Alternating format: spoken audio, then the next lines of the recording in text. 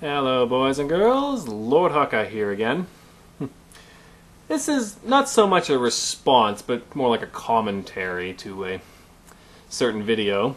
That video being a video someone made called People Who Piss Me Off, Libertarians. Now before I get into the details of that, I'd like you to consider this for a moment. There are people, lots of people in the world, who believe in astrology. They think astrology is totally real. They think the idea that the arrangement of the stars in the night sky, being able to predict the future, totally makes sense. Now, I don't believe that, no. But if I were to tell you that the fact that people believe that angers and infuriates me, that I consider it an attack on my beliefs, an attack on my freedom and all that sort of thing, how ridiculous would that be? I mean, yeah, you'd quite rightly say, what do you care? What do you care? As long as they're not hurting anyone else. And yeah, it's true. It's true. The fact that people believe in astrology does not affect me. So I may make fun of it ever so often, but overall, I don't really care all that much. And why should I? It's none of my business. Then we get into this video. People who piss me off, libertarians. I didn't watch it, but I heard enough about it. There's nothing new in it. It's just the usual tell lies, straw man, character assassinations. Don't bother researching your points. Just spout whatever comes to mind without thinking about it. Just the usual shit in the bag. Call it logic and throw a tantrum when everyone doesn't play along, sort of thing we've come to expect from these folks. But I will bet you anything. There's one question that went unanswered in that whole video. Why do they piss you off? Why? I mean, yeah, there's people who don't believe, who don't think the government's great like you do. So what? There's lots of things I like that you probably don't like. Do I get offended by that? No.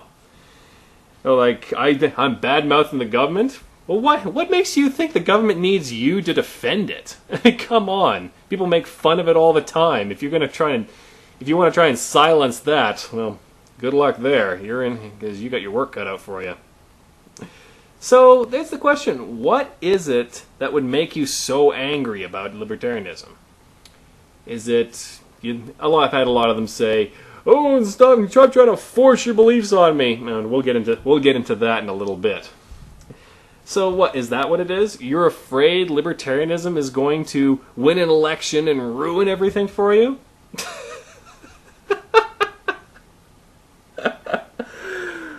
People, have you been keeping up with the news? I mean, Ron Paul, this is a guy who had so much support, they were able to, from a grassroots, afford a freaking blimp for the man. And what good did that do? The media just completely marginalized him out of existence.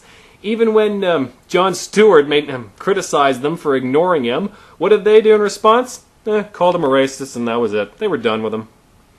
And well, I think the results speak for themselves. Despite the best efforts, it was laughably easy for the media and the whole electoral process to just brush him off like nothing. So, really, you're going to try and tell me you're afraid libertarianism is going to win an election and get in? I mean, if you really think libertarianism is so bad, and the idea and the possibility, and you really are that concerned that they're going to win an election, get in, and ruin everything, well, that's just a straight shot admission that you have no faith in your government. Seriously.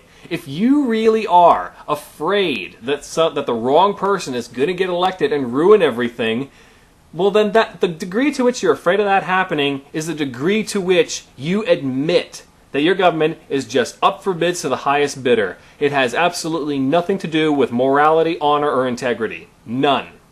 So let's just get that out of the way first. If you really have faith in your government, then you shouldn't care who gets elected because you should trust them to always do the right thing, if that's really what you believe. So, I'd have to say, anyone who gets really pissed off at the idea of libertarianism, or any political theory for that matter, then you should really start questioning, do you really have as much faith in your government as you think? Just an idea there for you.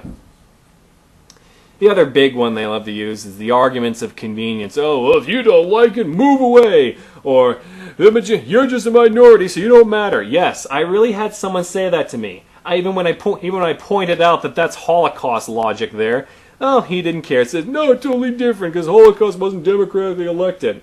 Yes, he was, moron. Anyways.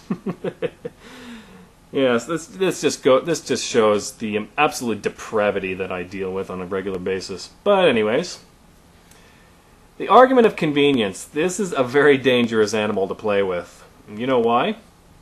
Because, as Shane pointed out too, and I'd like to point out myself and go into detail on, if you are afraid, if libertarian pisses you off, if you're afraid a libertarian's going to win an election and do all this stuff to you you don't like, if that did happen to you, if by some candy-coated miracle Ron Paul or some other person like him won the election and then started dismantling all the precious government programs that you love so much, I ask you, on what grounds would you complain about it?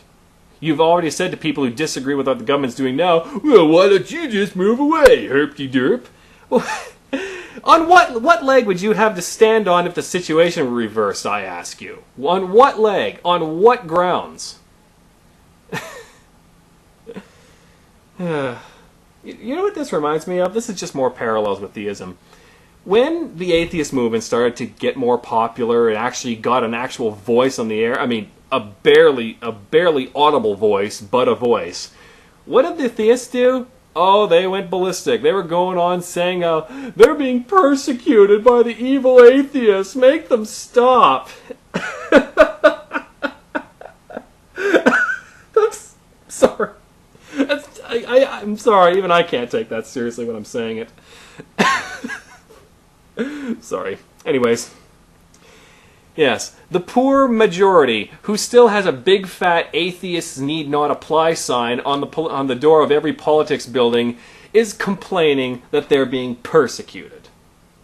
And now we've got the statists who despite no matter what efforts people make to make serious changes to their precious dogmatic government can just easily laugh them off, and they're going to try and play the we're being persecuted card. Stop trying to force your beliefs on me. That's the argument they're going with. I mean, what word is there for that other than pathetic?